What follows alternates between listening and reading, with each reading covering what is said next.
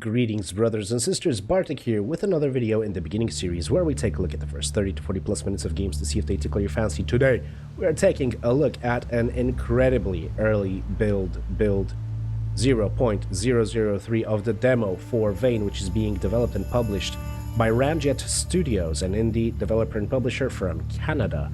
And the Steam page of the game reads, Vane is a post-apocalyptic survival multiplayer sandbox game.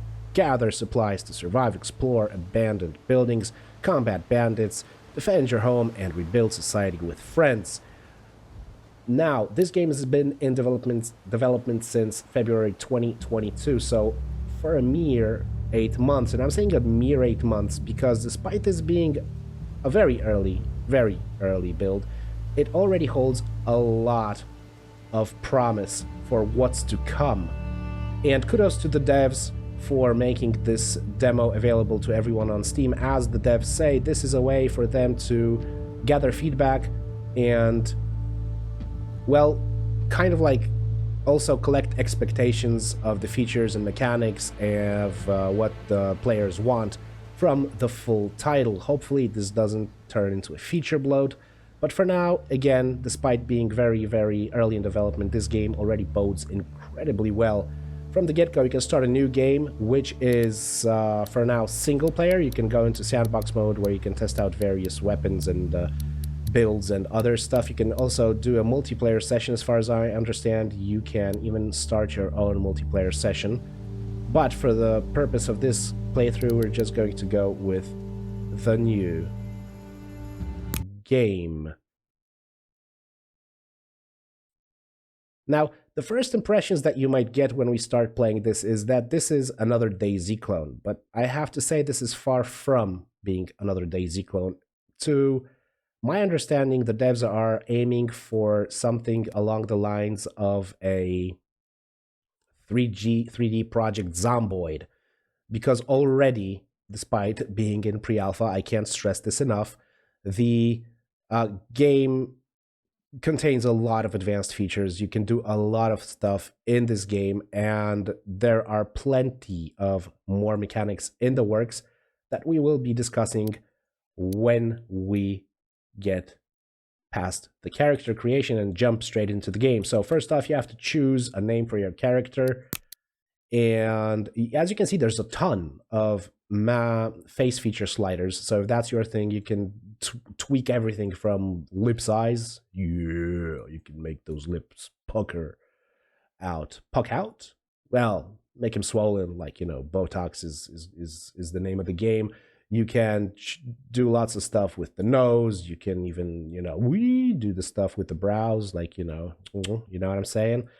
Eyes, you know, tons of basic stuff that you would expect, well, from every game, but stuff that is ironically not included in every game that aims to be an RPG-like survival kind of like title. Lots of games, well, don't have this.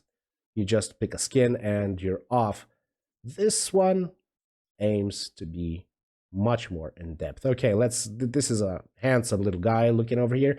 You can also choose the body type. You can make him rather slender, or you can make him pure chunk, whatever floats your boat. I want to go for somewhere around the middle, and you can also change the musculature of the guy, the muscle tone actually, because he's not, like, his hands are not getting more bulky, but just rather more toned, so that's okay. You can also choose a hairstyle.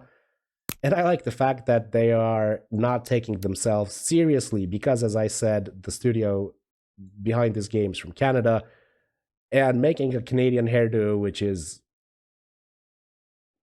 as you can see, very fashionable. Yeah, that takes a lot of distance to yourself. So for the sake of this playthrough and as a hat tip to the devs, we're going to go with this fantastic Canadian hairstyle. You can also choose a couple of facial hair options. You can go for sideburns, Wolverine style. You can go for a small mustache. You can go for a goatee and a long beard and whatnot. Again, I understand these options will expand the closer we get, or the further we get in development. So for now, I'm going to go with sideburns. You can also choose the hair color from regular to really crazy. Hair colors, I'm going to go with something rather toned down. Let's go with this silky brown. You can change the eye color as well. And that's it when it comes to the options that we have for now. Again, regarding the appearance. Now, another thing that we have to choose before we actually start in, you have to tag three stats to specialize in them. This grants your character an initial stat bonus.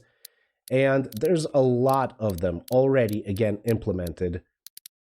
Each one of them boosts your stats because, yes, your character has stats which you level by doing stuff in game. So, for example, you can go with cooking and your strength in the kitchen. So you get 25 cooking skill from the get-go. There's a lot to choose from hot wiring, so you can steal vehicles more easily because, yes, there are parentheses, going to be close parentheses, vehicles in this game.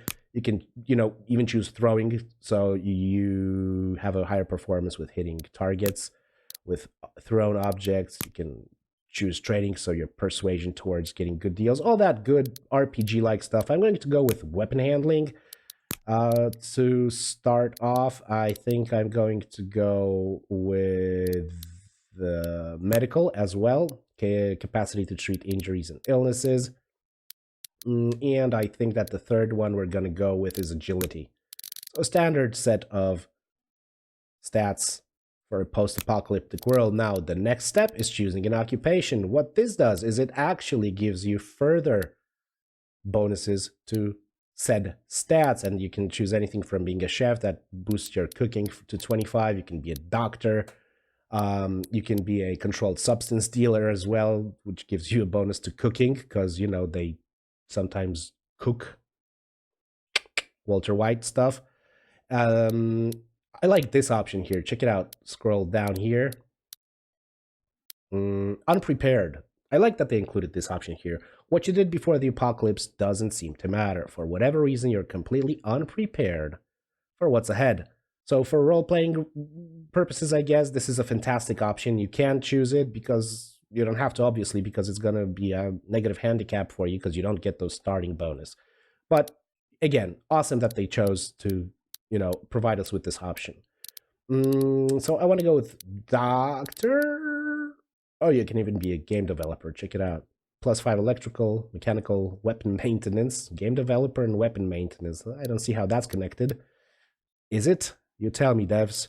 And police officer, salesperson, thief, unemployed, veteran. Yeah, let's go with veteran.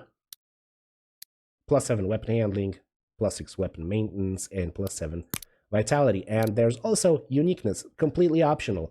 Uniquenesses are character traits that can be positive or negative. They offer additional challenges if you're up for it. They're optional and you can take as many or as few as you'd like. For now, I understand this menu with options is going to be expanding. You can choose to be lactose intolerant, so your character can't digest milk-based foods, and peanut allergy. Your character is allergic to peanuts. So that kind of gives you the idea of the level of detail and the level of mechanics the devs are going for. I mean, you can't digest milk-based foods. That would translate into penalties if you eat something in-game that's dairy, right? Obviously.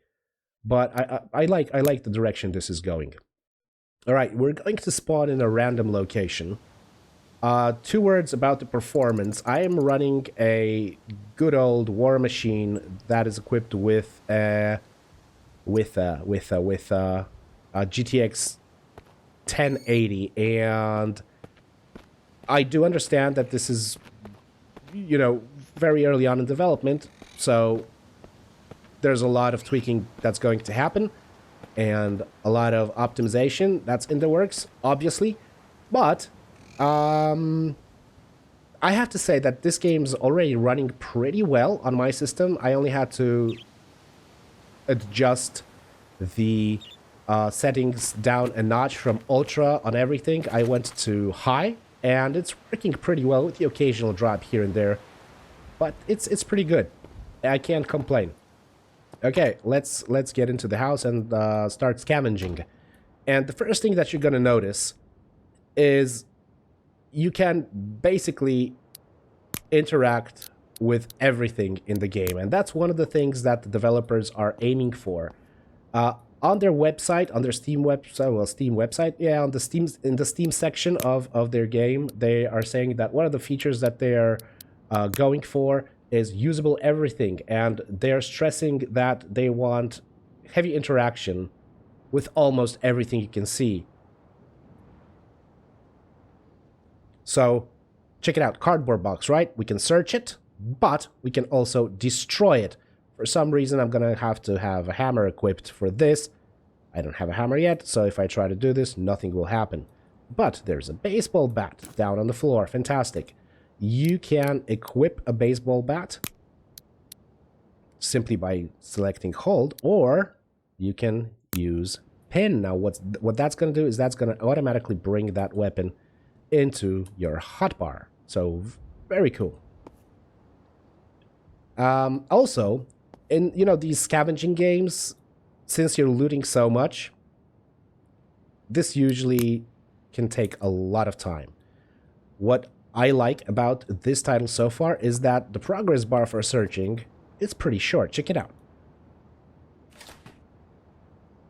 That's like less than 2 seconds, I think, which is fantastic because, you know, a lot of games that require you to do the searching and to do the picking up and to do the looting, like, this progress bar is long, so that, like, excuse me, this artificially makes the whole process much longer and much more annoying, in my opinion. And simply, it's a waste of time. This is good. For me, I wouldn't mind it if they made it even shorter, simply because of the fact that there is a ton of stuff to do and loot. Check it out, we have stove, and we have already so many options. We can cook, we can turn it off. It's already off. You can turn it to low, to medium, to high. So, The Sims, post-apoc Sims, maybe, and if you choose cook, these are the things that you can cook from the get-go. I guess that you will be acquiring more recipes while you go along. That's a pretty comprehensive list. Baked potato, we're gonna need 1 potato, 1 butter, cook in an oven dish. So we're gonna need 2 ingredients plus the dish. Beef enchilada, of course, 1 enchilada kit, apparently to be found in the world, 1 beef, 1 tortilla box, and a pan, and so on and so forth. You can see where I'm going with this, right? Okay, now the thing that is definitely not a gripe for me, but something that is, like, kind of noticeable from the get-go, when you start looting and when you start, like, going from house to house, so far there is not a plethora of variants of the interior decoration, meaning this fridge you find in pretty much every location. This sink you find in pretty much every location. Let's have a sip. We drank some fluid. This stove is gonna be placed in every house, and I think, and I hope, I definitely hope that, again, the devs are going to, you know, spice things up a little bit. They're gonna vary stuff a little bit. One thing that I did notice, and I hope they also change, these little light switches, right? They're not animated. It's not being petty. It's not being petty. It's just something I noticed. And again, I believe will be improved in the future. Why? Because this game is aiming for it. They're aiming for realism. They're aiming for a huge amount of mechanics. And it's a very ambitious thing. So I'm just pointing out the little details that I noticed here and there in the world. But again, I'm hoping that they fix it.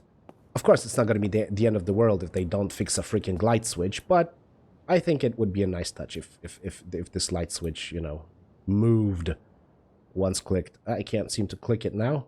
The game's punishing me for being a wise ass. All right, here we go, right? Plop, plop. Make the light switch move, please. Do it for me.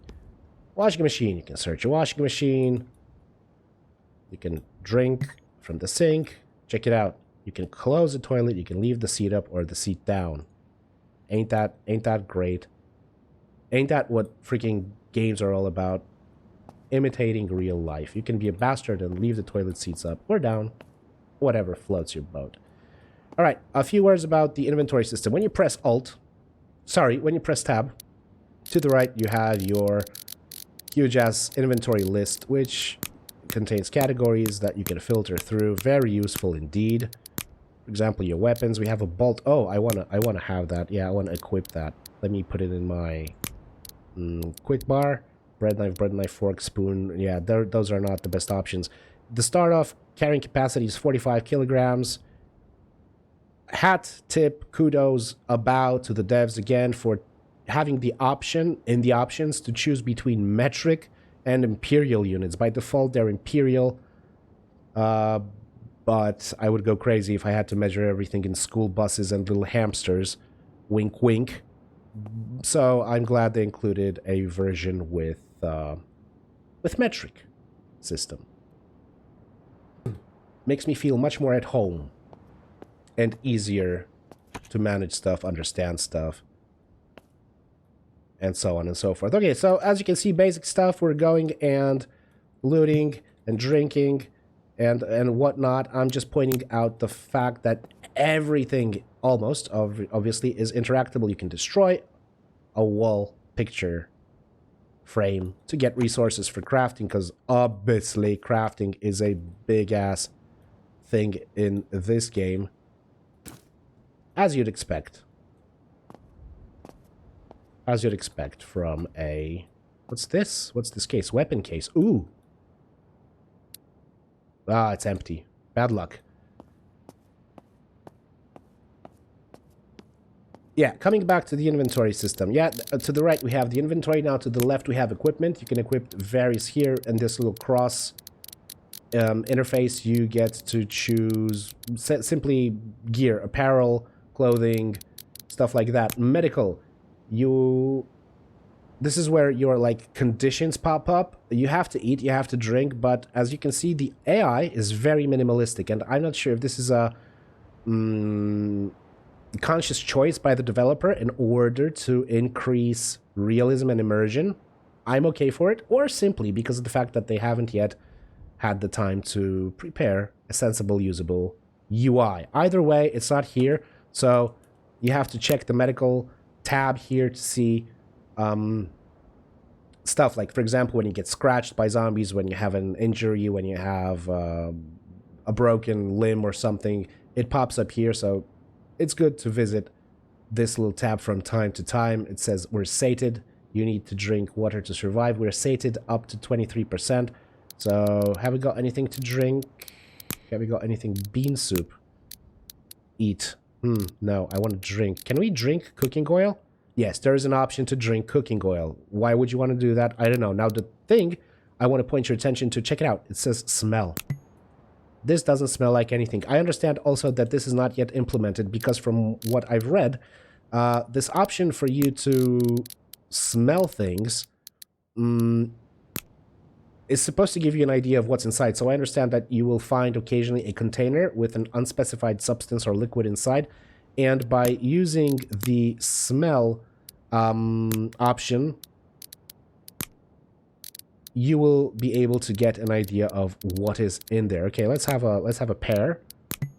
Hydrated. Yeah, so pears and fruits increase your hydration. Let's eat another fruit. We have 35 hydration right now. If we eat it, yeah, we get 10% hydration per peach. Good to know. All right, so we're 45% hydrated. We good. And the last tab here is the stats, and this is what I was telling you about, right? We have already some stuff leveled up from our initial choices during character creation, and well, the more stuff you do, kind of like in Skyrim, the more adept you become in them, you level up, and you probably will be able to get some perks in the future. So again, very ambitious. You can already see they're trying to pack a ton of features into the game. I'm all for it, to be honest. I love immersive sims. I love the zombie apocalypse. There's no such thing for me as too much zombie games.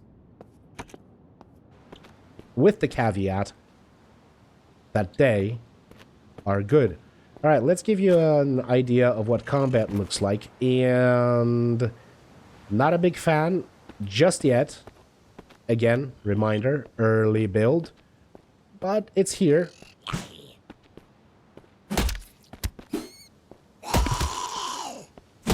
Alright, we can whack him. You can search every zombie. Not every zombie is going to be carrying something. Unfortunately, we have a blunt weapon right now, but I know that if you have a sharp weapon, you can dismember them.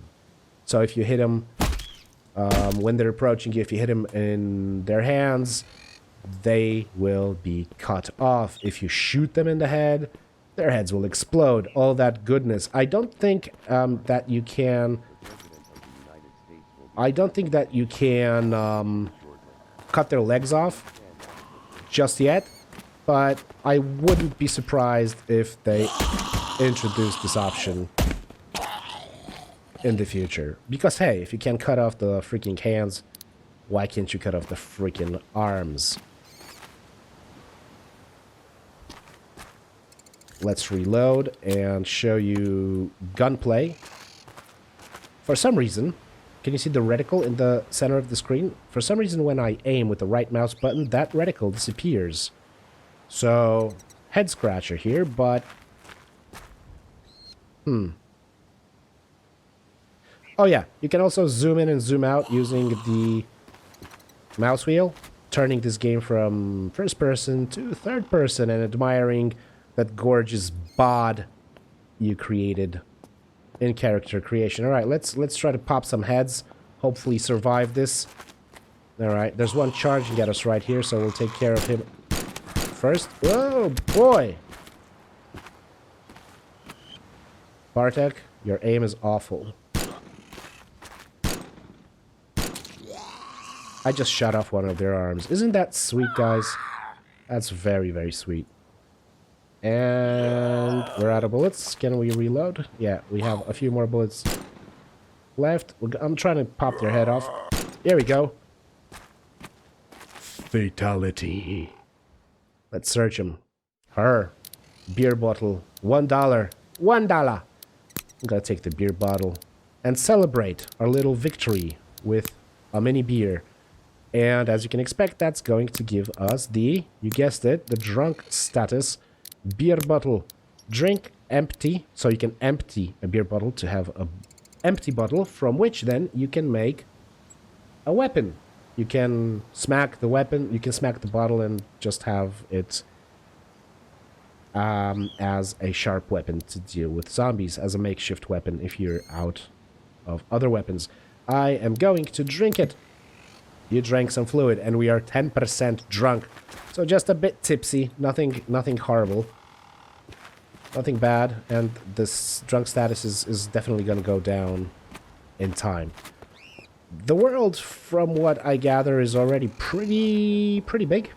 And this... Oh boy, was not expecting that. The spawns are random. There are a couple of... There are a couple of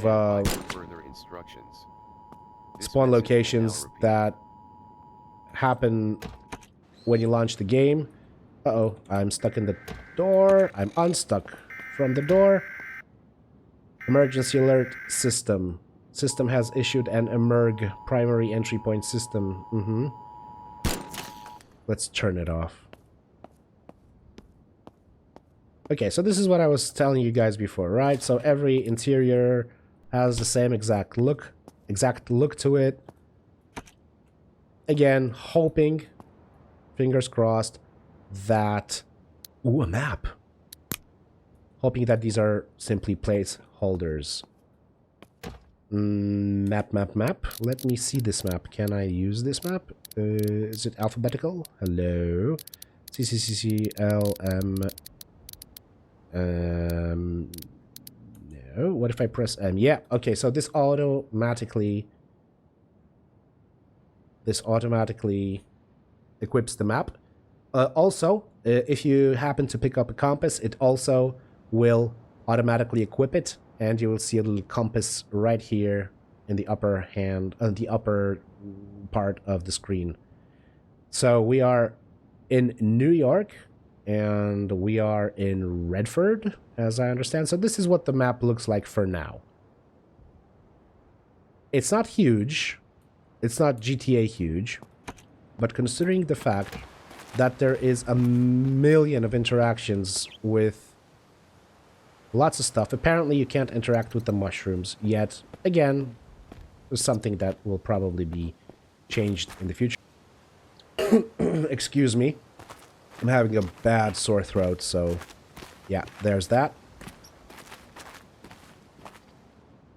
Try to... No. I'm trying to figure out this aiming mechanic, but to no avail. To no avail.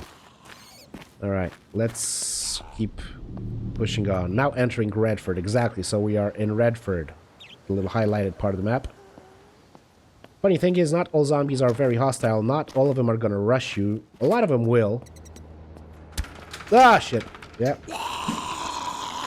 Like this gentleman here is a rusher, definitely.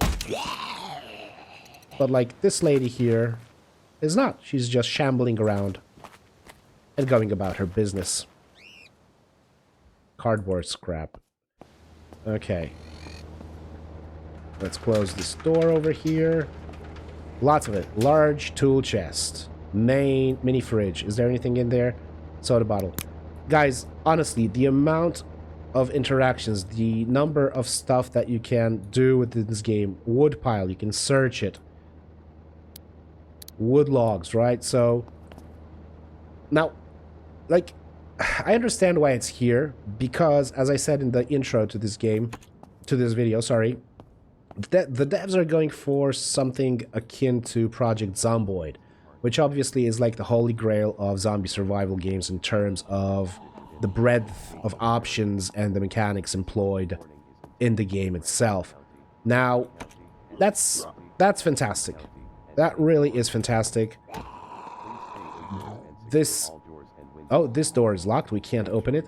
So this kind of explains why there's so much stuff to do and so many options. Like with even a garbage bag, you can search it or you can destroy it. Excuse me again.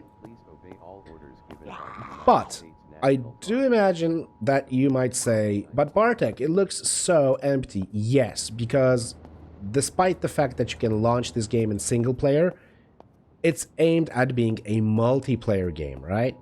And as the devs have confirmed, there will be dedicated PvP servers. And for those of you who are not into being griefed and griefing others, oh, that's an IKEA lamp. Great.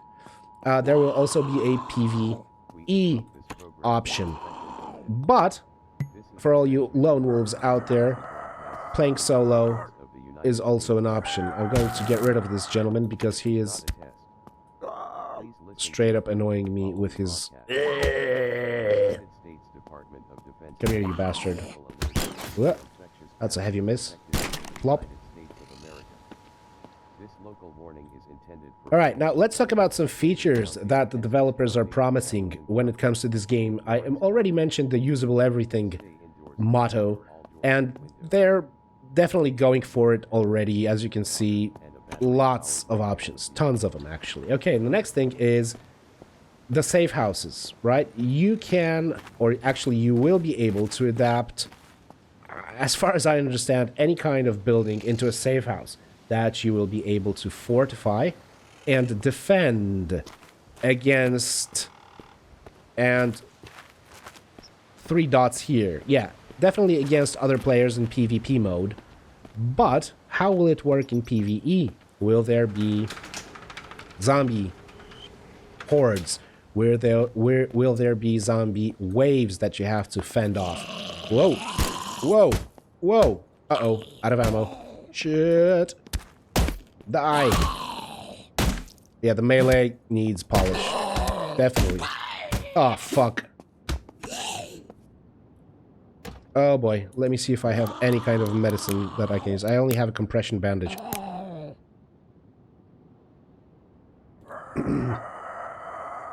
Alright, that stopped the bleeding. Jesus Christ. Sorry, I'm in a panic here right now because I'm out of ammo, as you usually are. This is what I love about survival games. When you're in shit, you're in shit. There's nothing you can do about it. I don't think I have any kind of stuff that will regenerate my HP. Will it? No, the tomato didn't. How about the bean soup? That didn't help either. Not good, because there are 2 zombies lurking out this toilet. And I feel like I'm in a Zombieland scenario right now. Thank God they're not zombie clowns. I hope you get the reference if you've seen the movie. Juice carton. That's great. Drinking is great, but I need to eat something. Ranch bottle. Oh, while we're here, check it out. Night Sky Magazine Weapon Handling and Night Sky Magazine Weapon Maintenance. If you read it, you learn some weapon handling techniques. I'll read this, and now I learned how to clean a weapon that much better. Ah, here we go. Miss. I think I'm gonna make a run for it, because discussing the rest of the features of this game, well, being trapped in a bathroom is probably not the highest entertainment value. Shit! Get the fuck away from me. Alright. Let's go into the open world and hope we don't get jumped. Okay, one more thing that is gonna be very interesting to see that the developers are talking about is a season change. What they mean by this... Lunchbox. Banana. Ooh, banana. They're saying that the season that is currently gonna be happening, and I understand these seasons will be rotating, just like in real life, is that it's gonna influence the way you play. So if you're going to be farming, which is gonna bring us to the next point in just a second, well, you're gonna have to prep for winter, because the yields in winter are gonna be shit, and if you don't want to starve, you have to prep for that. Now, why would you want to prep for that? Obviously, in time, all those fantastic resources that we're gathering here, just like bananas, just like, you know, tomato soups, ranch dressings, they're going to dry up, guys. They will inevitably dry up, and what you will have to do to survive is you're going to have to hunt, you're going to have to farm, you're going to have to fish, you're going to have to trap animals, and the developers are even mentioning oh shit, a charger. Great. They're also even mentioning the fact that you're gonna have to chop wood for, I presume, firewood to maintain your temperature. As you can see right now, my temperature has gone up from 19 to 23 because we are inside. So I guess thermal management of your character is also going to be a thing, which is fantastic. Now, another... Great. Another cool thing that the developers are promising is vehicles. Not only will you be able to, well, drive them.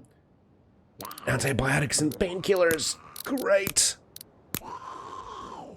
I can't take them. Prescription antibiotics used to treat infections. Maybe I'm not infected.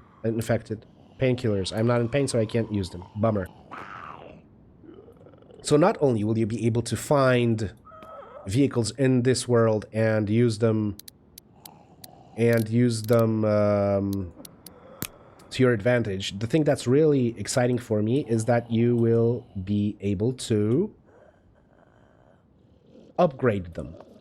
And what I mean is, if you upgrade the vehicle, you will seemingly see a boost in performance from said vehicle. So, depending on how far the devs take it, I, imagine working with your friends toward the goal of, for example, installing a better suspension in your, shady, dilapidated pickup so as to make it into a kind of an off-road machine. I hope they do. I mean, sky's the limit in this game. I'm really hopeful for where this is going, because, again, this is amazingly promising. Now, again, one more thing that the devs are promising, and I'm very hyped for this, is they're saying that there's a fully simulated electrical, plumbing, and natural gas system in the game. And they say that you can use it to your tactical advantage. For example, if you are planning to raid an enemy encampment, or if you want to maybe smoke out this one guy who's fortified himself in a cabin that you really, really want to have for yourself, you can start off, for example, by shutting off the electricity on their street, giving you the element of surprise, and therefore tipping the scales of success in your favor. Isn't that fantastic, guys?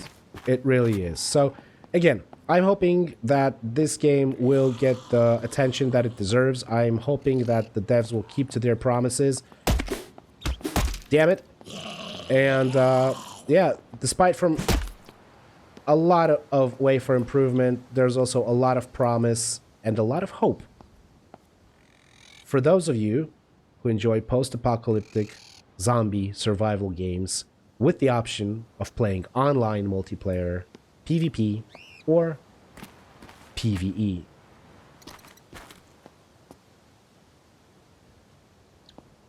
Alright guys, that's it. That's all we have time for today with this very early demo of Vane. Again, remember, it's available on Steam. You can go and wishlist it on Steam. Developers always appreciate the support that they're getting. My God, look at it. She's moving post-mortem, rigor mortis. She's twitching.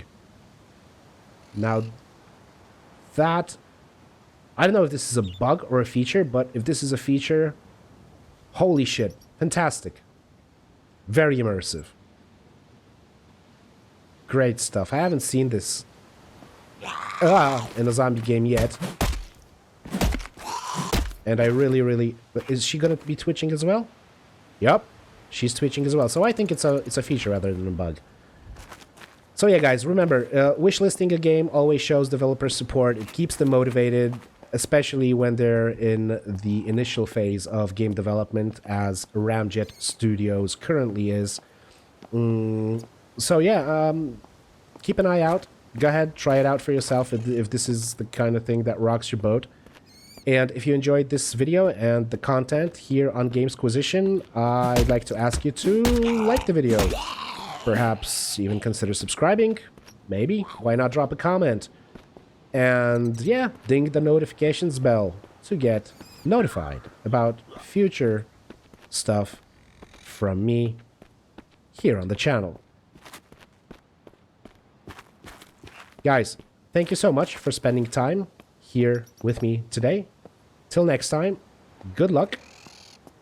Have fun. Bartek. Yep. Bartek out.